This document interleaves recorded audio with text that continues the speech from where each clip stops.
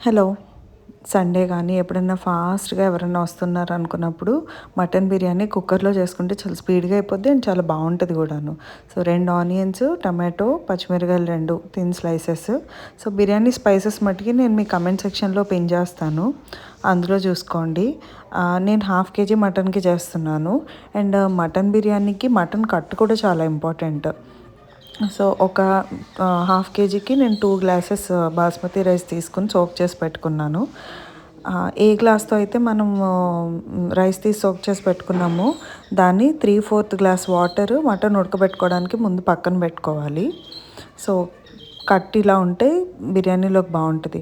Oil వేడెక్కాక spices, ఉల్లిపాయ, పచ్చిమిరపకాయి, అల్లం వెల్లుల్లి పేస్ట్, కొంచెం ఉప్పు, కారం, గరం మసాలా, పసుపు వేసేసి మటన్ వేసుకోవాలి. 3/4 గ్లాస్ వాటర్ వేసేసుకుని ఒక 3-4 విజిల్స్ రాయించుకోవాలి.